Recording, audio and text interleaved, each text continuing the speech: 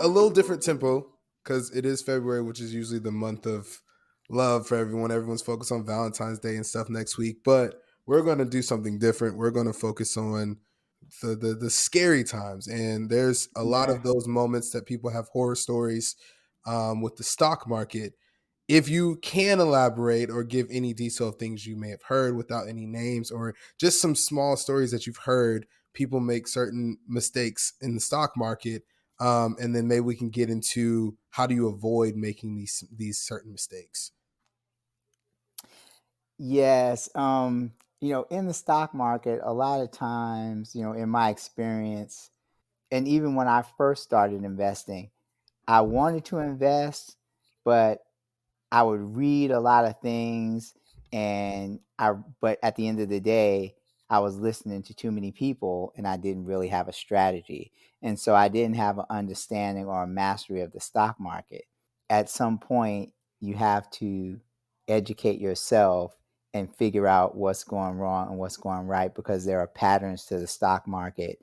When I started learning the stock market, I always knew I wanted to do better. And so what I say is, in anything in life, success leaves footprints. Hmm. And so you study the masters. Like Michael Jackson said that he learned how to dance. He studied the masters, all the greats. Right. Kobe did it. Kobe studied the masters and all the greats. And so I did the same thing. Hmm. I went from Warren Buffett to, and I said, okay, well, who was Warren Buffett's mentor? Benjamin Graham. So I studied him. And then I tracked down some of the most innovative stock market investors in the country. And Yeah. so I watched their patterns, and then I, in turn, honed my own pattern. And that's how I became really, really, really good at the stock market. Most people won't go to that level of detail. If you're going to do something, it's one thing to say, I'm going to give it 100%. But what I would say is, two things. Most people work harder on their jobs than they do on themselves, or they major in minor things. And so majoring in minor things means, oh, yeah, you can be busy at a lot of things, but what are you accomplishing? Right. And so if I'm looking at long term, and I know that most people's biggest fear is, can I retire? Am I going to outlive my money? Well, then that's not minor to me, that's major. And so I'm going to major in major things. Right. And so I am going to make sure that when it comes to me and my long-term investment, that I'm going to study the greats, or I'm going to study the masters, and I'm not going to cut any corners on me. These are the kind of things that when I show somebody something, rest assured I have researched it to the 10th power. You know. When I mean, you made a valid point, like you said. To master it, you have to look at the people who were the masters in front of you. Who understood it and studied their game. When you first started, obviously, I'm sure you made some mistakes and you lost some money. If you don't mind providing, like, what would have been the biggest amount or the biggest loss maybe you experienced when you first started? Playing into the whole horror stories of the stock market, because everyone sees profit and they're like, oh, I'm gonna do this, and they don't know that obviously you're gonna probably take some L's right before as you're starting it. What was the worst L you've probably taken, or one of when you first started doing this? Oh, I'll give you several. Well, when here's some of the mistakes that people make, um, short term and long term. So 401ks, 401ks at the job, people are so passive that they just worry. They just say, "I know I have a 401k," but Mhm. they don't understand their 401k. They don't know that you can change your 401k around. You can manage it. So many people are just very, very passive in their 401k because they go, the job has it. So they don't understand like the nuances of finances, because they don't know that they can, move it around. They can take their money. They can be aggressive. My VP, she actually sat me down, and I have been at my company for like 10 or 12 years, and we were just having a casual conversations, and I had mine in kind of cash and whatever. And she's like, "Oh no, you need to put it in Berkshire. You have Berkshire Hathaway stock. What are you doing?" And Yeah. I was 10 years into the game of my job. And so when I switched it, and she's like, you need to be very aggressive and do this. And she's like, Berkshire B is like the best stock you can get. Hmm. Like, and so I changed it. Now, fast forward that, my whole military career, when I didn't really touch my TSP at all, just left it alone, right? And then when I got to Berkshire, it took a VP to sit me down in a casual conversation to do it. So how much money did I lose real time over those 10 years? A lot, right? Yeah. And then to make matters worse, the pandemic. So I had Mm. built up my 401k to $600,000. And then the pandemic hit. So I had like $630,000. And the pandemic hit and everything dropped like a rock. When it dropped down to 300, and that's when I left the company, when it was 50% of That's what I had, a which was 300 G's down the drain. And then I walked away from the company. I walked away from my salary and my 401k at the lowest with no safety net because I banked on me. And when I decided to learn the stock market, looking back in retrospect, that was one of the reasons I said, I'm going to get my money back because nobody cares about my money more than me. So I became like a maniac on trying to, and I have since made my money back in the stock Mm. market. And so, but even like you said, I took some L's along the way. Yeah. So I made bad decisions. Like I followed the shiny object like other people. I would see things on TV and buy things, at the wrong price, and then the stock would go down. I would hold the stocks too long. These are the most common mistakes that people make, and they don't have a strategy. So I say, you know what? This is not I'm not going to outsmart my way to get my $300,000 back. I got to learn from the masters. And I That's true. went on, and during the pandemic, I had time to do that. And then plus, like I said, I was in between jobs. I had other opportunities and other, means of income, but I was seriously serious. Once I figured out a pattern, and the craziest thing is this is like tailor made for me, this situation. When I watched the news and TV, I saw, one of the most popular TV personalities for the stock market, Kramer, Jim Kramer on CNBC. He's very popular, has a big following. But one of the things he said that struck me was, it was about a week or two ago, and he said, this stock market is unlike anything we've ever seen. And he said, sometimes when the playbook doesn't work, you just throw it out and get a new playbook. Right. And so, and what he meant by that is, artificial intelligence is taking over a lot. And so in the stock market, what he said was, he came from Wall Street. He's an investment guy, but he's not a technology expert, and Okay. neither are the Wall Street people. So a lot of the analysts and people in Wall Street, they have economics backgrounds, but they're not from Silicon Valley. They Yeah. don't understand how technology, so they don't know how to value it. They can guess at it. Here I am. I have an accounting degree.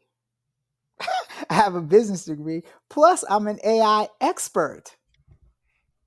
Yeah. I Yeah. I know it. I know it left and right in my sleep, and so I can put two and two together. So I'm sitting here, and it's like tailor made for my skill set. Yeah. And so I can see what he can't see. Yeah. I was gonna And so say. this is why I'm running circles around the stock market, is because I have skill sets in both. They have skill sets in one, I have skill sets in both. So I'm avoiding the landmines. I'm seeing the patterns. Most people will say, when you're in your element and when you're in your space, and when you're like totally all there. So I think I have a 360 view and vision of this is where I'm supposed to be at the time I'm supposed to be. But the good thing is, if I would have never left my safety zone, Right. Comfort zone. Yep. yeah, my comfort zone, all of those things, I would have never fulfilled my I guess my mission in life, I understand the stock market, I understand how to teach it, and I can explain it in very plain, simple English. But it's a once in a lifetime opportunity. This time in the stock market, the next 2 or 3 years is going to be the biggest wealth transfer probably in the history of the United States. And some people are going to figure it out too late, but the people that get in earlier or now, this is the iPhone moment. 5 years from now, people are going to look back and be like, oh my God, if I knew what I knew, But all of that. why is it now? Why now? Is because, so there's a venture capitalist, and one of the most successful venture capitalists, Peter Thiel, and he wrote a book called Zero to One. Okay. And so what Zero to One says, they asked him, what does he invest in? When he invests in companies, because he's the one who lent Mark Zuckerberg money to start Facebook.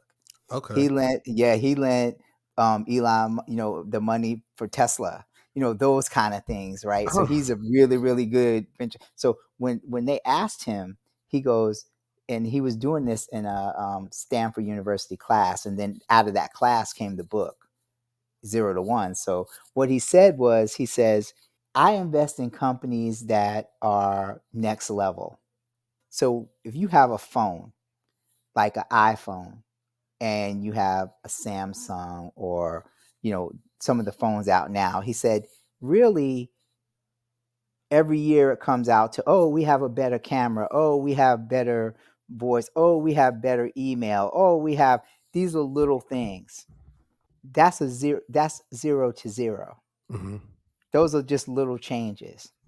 But he said, like, so when you went from the flip phone to the iPhone, that was 0 to 1 because Right. it changed the game. You have cars. So with the car business was always, oh, we got this car, it's a little bit faster. Oh, this one saves gas mileage. Oh, this one is more economically friendly. He said, so all those things for years and years and years was 0 to 0. Then Tesla came out, 0 to 1. So it changed the game. And And so, so, but he's, yeah. go ahead. No, go ahead. And so then he goes, now you have all of these things. People are used to the phone, they're used to the internet, little nuances, right? Oh, this one is better than this one. This search engine is better than this. And then you have Chat GPT comes out, Yeah. 0 to 1. It's changing the game. And so Apple in the fall is going to change the game, and there's a couple of other companies that's going to change the game. And there are patterns in the stock market. Every 10 years the top 10 companies usually change. There's 3 or 4 companies right now that nobody knows about, but in 5 years everybody's going to know about those companies. This is how, this is game changing time. And people, like I said, there are people that are going to reap the benefits, and then here comes everybody else when it's It's a too little too late. late sometimes. Right. And so sometimes being Johnny on the spot, or really being a student, or there's a reason Kobe is Kobe, right? Right. My skill set is tailor made for this moment. Yeah. No, and that's what I was going to get into. I mean, you have created this group because you have your strategies and, like you said, your niche, your skill set that others don't have. Even the people that you looked up to and learned this stuff from, they don't have the access to certain information or things that you may know or have done research wise. And I think that's probably a testament to why people should join and get this information from you, because it's not out there. It's not easily accessible. They don't know immediately what's going to blow within the next Hmm. 5 years. And so that's what I wanted to know, is why now? And clearly, something that others may not know. And I think something we talked about last week was the average individual being a little scared to jump into the stock market, and I would think it'd be with because of lack of knowledge. But then Hmm. we also have this thing to do where we have so much pride that even with lack of knowledge, we're still going to try to do it and figure it out, and we don't know what we're doing, and so now we're losing money, and now we lost money. It's like, oh, this doesn't work because we were scared to take the risk, took a risk, but it wasn't calculated. So I think this information that you kind of tease out is perfect because it lets us know that you know what you're talking about. We need to know what else you know to help us be successful in this. So yeah, no, that I'm glad you were able to answer that question because I never knew how this worked. I understand there's certain times when in a few years this will be this and you need to jump on it now. And I've heard, with you having meetings with my dad, and I've heard some of the seminars you've done, you've mentioned it, you've been adamant about it, like you've spoke about it every single time. I'm like, why now? But that makes a lot of sense. Basically this is a Powerball moment. Somebody's going to give you the Powerball numbers, and then there are some people who be even skeptical about that. Um, and so, but this is more in line, and this is why you don't. Sometimes people are not ready to receive the information, Right. um, but you sometimes you have to step out there and you have to understand why. And in this environment, what I usually say, I was reading an article yesterday, Vanguard. They did an article on 401ks, and what they were saying was most people, because they're raising families, and what I mentioned before, they don't manage their 401k aggressively, Right. or their, even if you're in the military, the TSP aggressively, it's more passive. So when they get to about 50 to 52, the average household has $250,000 in their 401k. And then once the kids are out of the house and in college, but from 50 to 64 is when they usually make up a lot of that money. Okay. And because then they're thinking about retirement. They go, okay, I raised a family, the kids are out of the house, now I have a little bit of, I'm an empty nester, so now I'm seasoned in my job. At 45 to 50, you say, okay, I finally got my life together. Hmm. I'm adult, my kids are growing, I'm happy, I'm in a good spot. And so from 50 to 64 is when people, they go, okay, let me pay attention to my finances because I want my golden years to be golden in the next 15 years. And so they take that 200 and now they want to learn the stock market. Now they want to learn investing and those kind of things. But still, they don't understand the strategy. So they go to different things. They'll go to a financial advisor, or they'll go to different kind of, wealth managers. But not all wealth managers are cut from the same cloth, right? Right. So it's luck of the draw. Right. And so this is where you have variations. And so I always, I talk to my wife and I say, she asks me sometimes why I second guess doctors or something like that. Because if I hear something that's quite not quite right, I may research it because it's me, right? And so I always tell her, and I go, hey, the last graduating person at medical school, the person who graduated with D plus, what do you call them? Doctor. Right? So I don't know if that person is an A or a B or a C if they Right. barely made it out, but they're still a doctor. So I'm gonna trust everyone but cut the cards when they give me some information, right? you That's what know I say. that's a valid point. I don't think people think about that a lot. Yeah, you're the person you're calling doctor could be like you said, the last person graduating. How do we know that, the more we have this conversation, I'm always going to ask, for you to big up yourself. And I know people don't like to, but how do we know that you aren't um the doctor with the D's? How do we know that?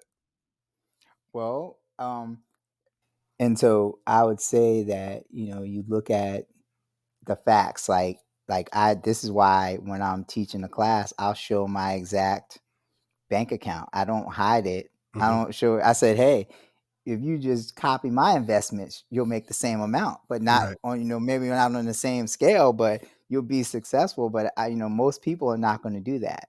I will sit there and coach people because I want everybody to do well and I want people to know exactly what I know. Years ago, one of my mentors said, he said, Jay, if you were put on trial, how successful were you, or did you make people better? Is there enough evidence to convict you? And what he meant by that is, there enough people that will sing your praises whether you're around or not? And he said, if you do that and you solve that problem, you won't have any problems. And so that's what I try to aspire to be. So I say, hey, when I do something, I'm going to always be a positive, but those are the things that make a difference. And so when I decided to go in this direction, I actually was going to, I have an artificial intelligence business, but Right. because people were interested in this, I started doing it. And I said, well, you know what?